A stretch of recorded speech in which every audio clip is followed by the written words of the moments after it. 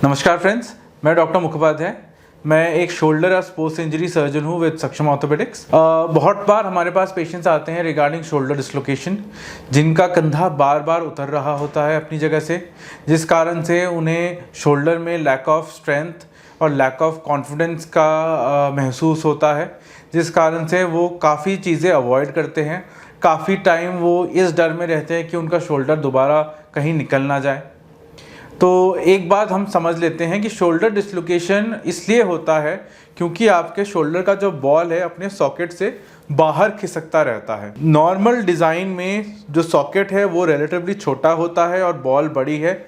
ऐसा नेचर ने इसलिए बनाया है ताकि उसमें शोल्डर में मूवमेंट का रेंज बड़ा हो सके। बट हाँ, जिसके डाउन साइड में शोल्डर थोड़ा सा डिस्लोकेट होने के रिस्क पे रहता है। जब भी शोल्डर डिस्लोकेट होता है, शोल्डर के अंदर का एक टिश्यू टेयर हो जाता है, जिसको हम कहते हैं लेब्रम, जिसके टूट जाने से, जिसके फट जाने से ये सॉकेट और शैलो हो जाता है और बॉल का निकलना और आसान हो जाता है।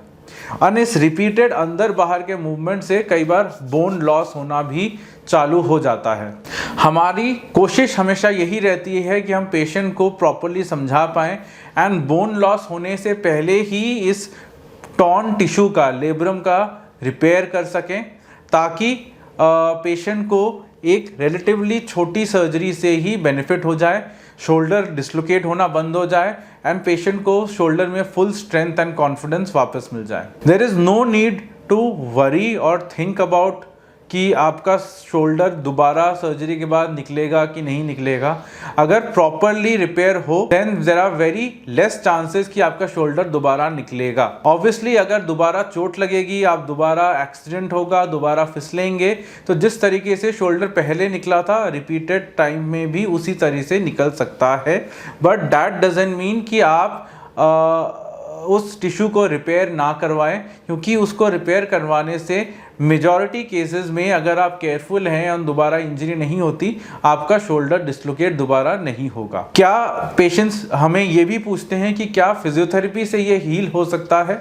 तो मैं आपको ये भी समझा दूं कि फिजियोथेरेपी से फटा हुआ टिश्यू हील नहीं होगा। फिजियोथेरेपी से हम कोशिश करते हैं कि जो मसल्स हैं उसको थोड़ा स्ट्रेंथन कर दें, जॉइंट के अंदर का इन्फ्लेमेशन थोड़ा कम कर दें। जो मसल्स हैं वो डायनामिक स्टेबलाइजर्स होते हैं, तो यस, उन मसल्स के स्ट्रांग होने से हम परसेंटेज चांसेस ऑफ रिपीट डिस्लोकेशंस को कम कर सकते हैं।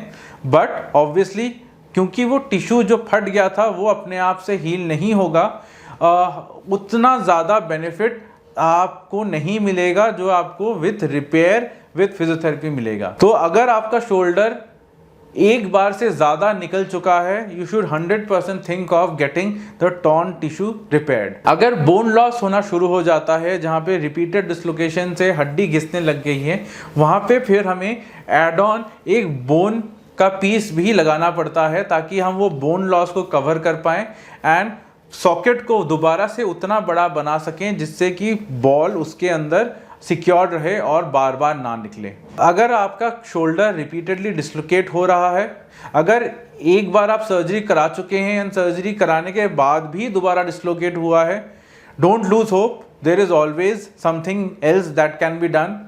It can be a bone block surgery as well, which is again, bone block surgery हम खोल के एज अ ओपन सर्जरी नहीं करते हैं, ओपन सर्जरी की नीड नहीं होती है। हम बोन ब्लॉक वाली सर्जरी भी दूरबीन से ही करते हैं और उतने ही स्मॉल कट से करते हैं, उतने ही नंबर ऑफ कट से करते हैं, जिससे कि हम आपका लेब्रम रिपेयर या सॉफ्ट टिश्यू रिपेयर या बैंकार्ट रिपेयर करते हैं। तो अपने मन में उस बात को लेके कोई भी डाउट्स या शंका मत रखिए। अगर आपको दिक्कत है, मिलिए अपने डॉक्टर से, हमें कॉन्टैक्ट कीजिए एंड आई एम श्योर हम आपको सही तरीके से गाइड भी कर पाएंगे और हेल्प भी कर पाएंगे।